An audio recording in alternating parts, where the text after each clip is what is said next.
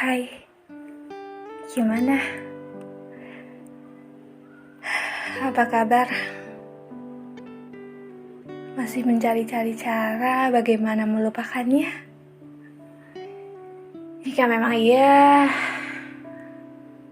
aku akan coba bercerita lagi. Barangkali ini yang sedang kamu butuhkan. Tapi tidak juga. Ini semacam resep, entahlah apa. Tapi mungkin sedikit prolog tentang pertanyaan itu lagi. Gimana cara melupakannya? Ya, seberapa sering kamu berusaha melupakan seseorang? Pernah atau memang sering melakukannya? Atau bahkan saking seringnya kamu begitu tak ingin mengingat seberapa sering kamu berusaha untuk melupakannya. Tidak apa-apa. Di sini aku tak hendak menghakimimu, apalagi menasehatimu. Anggap saja aku sedang menceritakan apa yang sulit kamu ceritakan. Sebuah perasaan di mana kalian ingin begitu tak memilikinya, melupakannya. Bila perlu hilang ingatan agar tak sedikit pun mengingatnya. Iya bukan? Tenang, itu wajar saja kok. Barangkali setiap manusia yang pernah merasakan bunga-bunga asmara juga merasakannya. Mungkin aku juga. Aku begitu merasa bahagia kala bersamanya. Hari-hari menjadi penuh warna.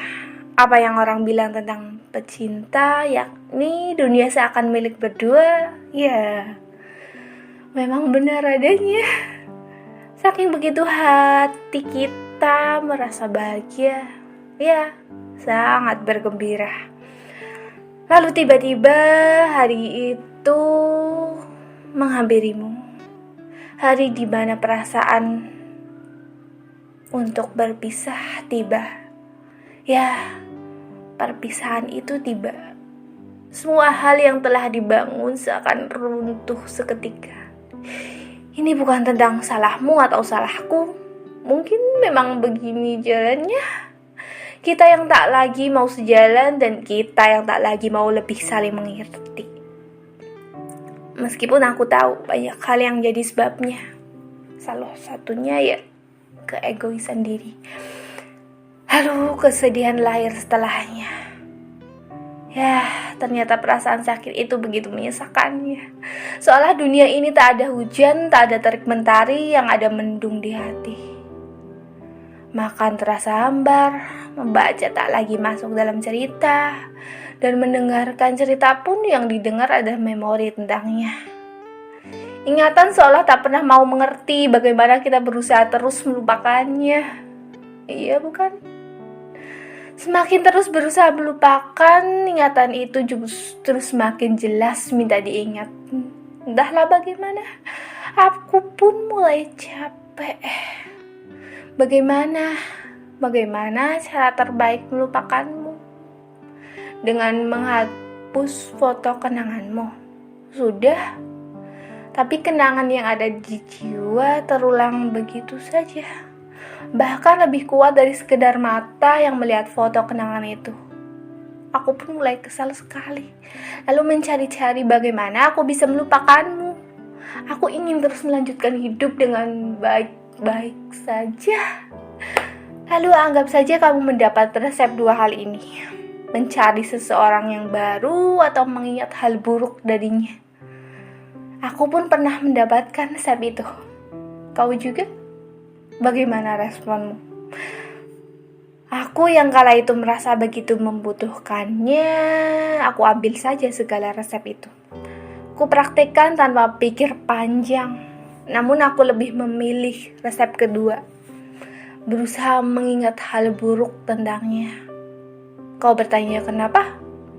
Simpel, karena bagiku jatuh cinta pada orang lain itu agak lebih sulit nantinya. Entah bagaimana aku pikir itu resep tersulit, jadi ku pilih satu saja. Mungkin suatu saat aku juga akan melakukan resep pertama, tapi perlu waktu. Singkatnya, aku melakukannya. Ya, aku berusaha sekuat mungkin mengingat sikap buruknya. Apapun yang buruk darinya, aku mendapatkannya. Kupaksa ingatan dan sistemnya bekerja mengenang kenangan buruk. Meskipun susah, entah bagaimana mereka seakan mental begitu saja begitu aku berusaha menyajikan kenangan sikap yang buruk darinya. Ingatan seolah menolak dengan mengatakan, tidak, meskipun itu kau sangka buruk, itu belum seberapa dengan sikap lainnya. Lihatlah ketulusannya, kebaikannya, memberi pada orang lain, kepeduliannya, membantu orang miskin, semangatnya membela yang lemah. Dia orang baik. Ya, dan berbagai kalimat penolakan lainnya. Aku rasa menyerah. Aku tak bisa melakukan resep ini. Waktu semakin bergulir. Berbagai orang datang dan pergi. Salah satunya adalah orang baru itu. Dia datang dan sederhananya mulai berusaha aku membalas kasihnya. Kusebut berusaha karena jujur aku belum bisa melupakannya. Bagaimana bisa? Namun kudamaikan diri.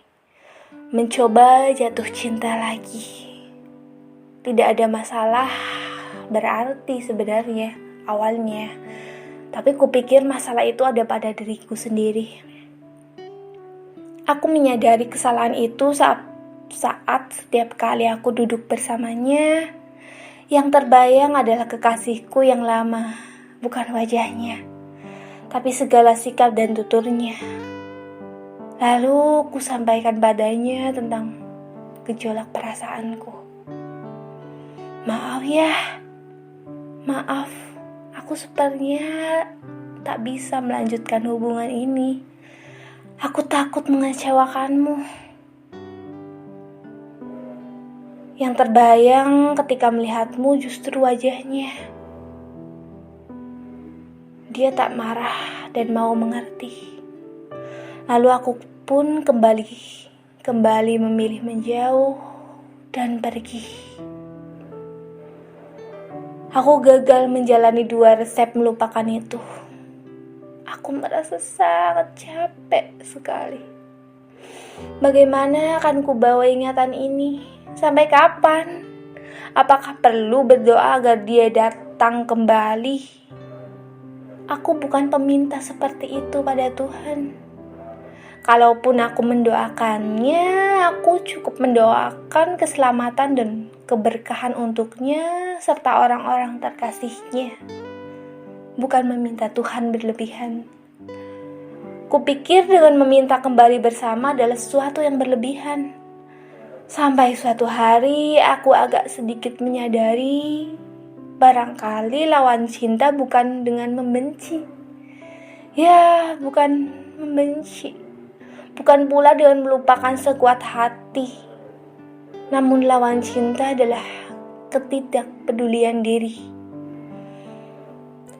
Apakah aku perlu memaksa diri tidak peduli padamu agar aku tak mengingatmu lagi?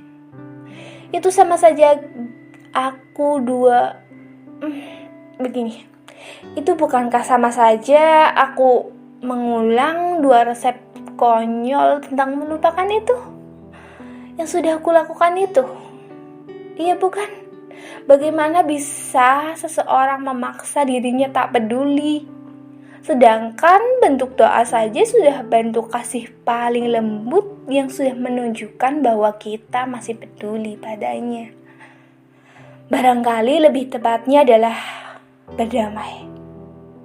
Berdamai dengan segala berisiknya kepala dan gemuruhnya isi jiwa. Jika ingatan itu hadir kembali, cukup kau senyumi. Bagaimanapun, kau dan dia pernah merasakan bahagia seperti itu, bukan? Ya, itu pun suatu kenikmatan tersendiri, bukan? Tidak perlu susah-susah melupakannya, karena sejatinya melupakan tidak pernah ampuh dilakukan dengan sengaja. Apalagi dengan kebencian jiwa. Biarlah waktu yang turut jadi bahan bakarnya. Sekarang sudah berani tersenyum kala teringatnya, bukan? Atau belum? Tidak apa-apa.